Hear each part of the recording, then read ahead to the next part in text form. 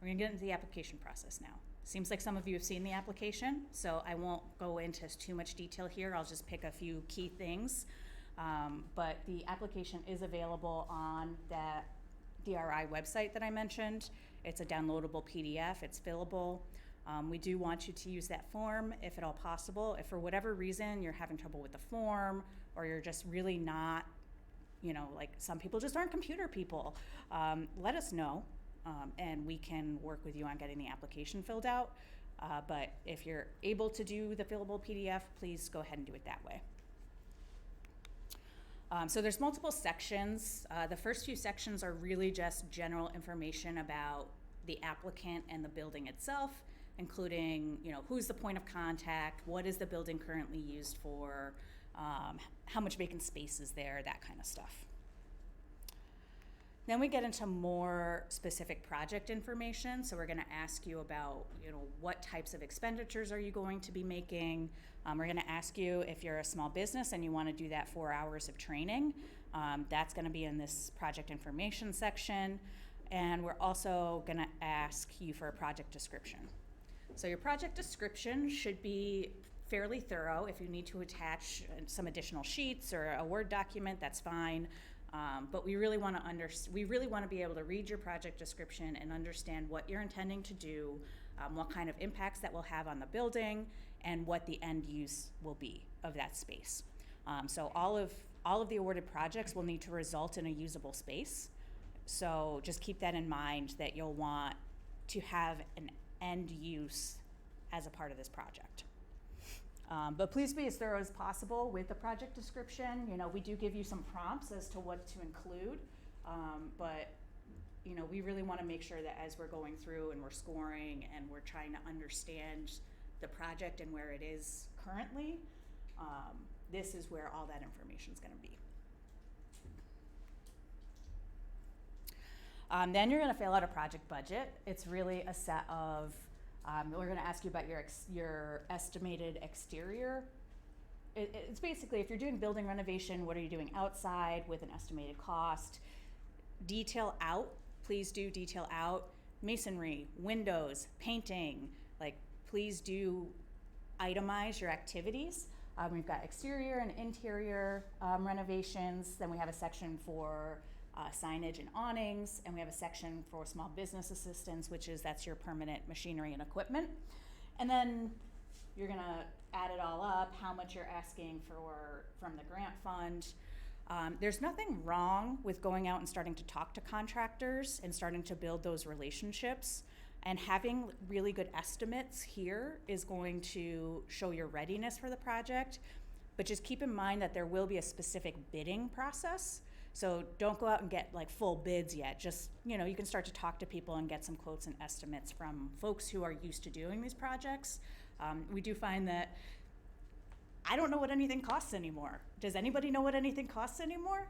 No. So you're going to have to ask, but start building those relationships, and that's how we make sure that people are actually bidding on your projects. So as specific as you can get here and as detailed as you can get here will be helpful in the long run. But again, don't go out and do a full bid package right now, because we're going to have to do that later.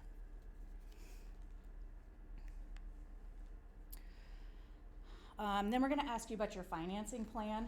So the key point here is that we need to see that you have the funding available to do the whole project, because as noted, it's a reimbursement grant, and you could put in here, if you have cash, if you're working with a bank, if you have other grants involved, whatever other funding sources you're using, you can just list those out, the amount, and the status is okay, is this pending?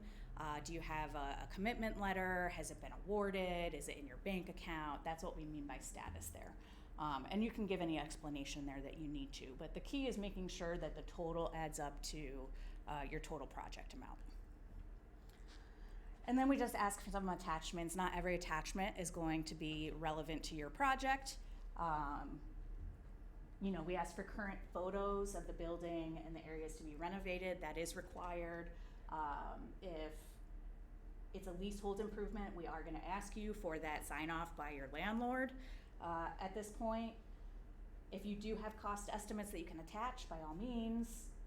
If you have a rendering, great. If not, that's okay too. So just attach what you can, and then if we need something else, we'll be sure to be in contact with you as best we can, as long as we're not really up against the deadline. And then finally, there's some conditions here. This is just basically stating things that are in the program guidelines to make sure you're saying, like, yes, I know that this is a requirement, and yes, I agree to do it. It's things like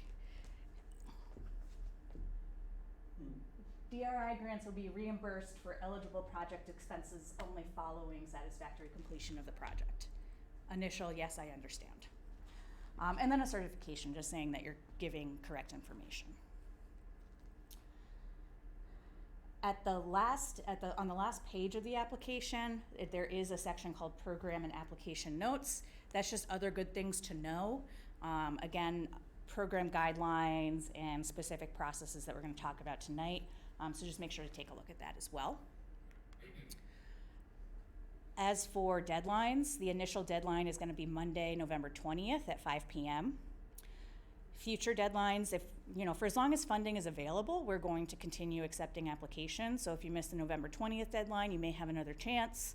And we're going to be accepting applications in the future on the last day of each quarter. And that's based on the calendar year, so we're talking December 31st, March 31st, June 30th, September 30th. All applications and documents should be sent to this email address, oneidabaf@gmail.com.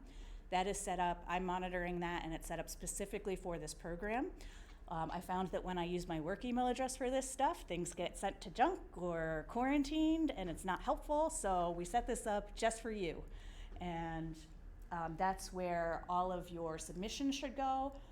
If you have any questions or you need help with the application, also send that to that email and someone will get back to you. If you prefer phone, just shoot your phone number over and say, hey, I have some questions, can you give me a call? And we'll give you a call back. So that's gonna be your main contact point. And then please do make sure that everything is typed and in PDF format. Again, if you're having trouble with the form or the technology of it, again, just reach out and we can help get the application materials together with you. And then finally, once you've submitted, the scoring committee will review. Our team will do a preliminary review and scoring. That's just really to say, okay, what's eligible, what's not eligible, is the application complete? And then, the scoring criteria, some of the stuff is pretty like black and white. It's like you get the points or you don't. So we'll do an initial run through to help the process of the scoring, but then the scoring committee will review and finalize the scores. And at that point, everyone will be notified of the status of your application, whether you were awarded or not. With the November deadline, we're hoping that we can make awards in the January timeframe, but we'll see how the process goes. Your scoring criteria are readiness. So is your project ready to go? Or do you have a lot of work to get to the point where you can actually get a contractor? Like if you don't have any kind of site control, like if you're working with a building and you don't have any indication that you are going to have site control, that could affect your readiness score, your financing structure, your financing sources will have an impact on this score. But this is really just us looking for, okay, if we award this project, is it going to happen, and can it start as soon as we get through the project development? The physical impact, that's how it impacts the downtown area. Economic, and that's, aesthetic and all those things. Economic impact, that's the business, jobs, economic vibrancy piece of the scoring. The DRI priorities are what we mentioned earlier about attracting residents, empowering businesses and entrepreneurs, and maintaining or reviving historic architecture and unique architecture in the downtown. And then finally, we have quality of life. It's 5 points, and that's going to be a matter of accessibility improvements and energy efficiency improvements. So that's just kind of that extra bump. but not a huge scoring criteria at the end of the day. That's all I have on the application process. It's a lot that I just went through, so questions? Yeah.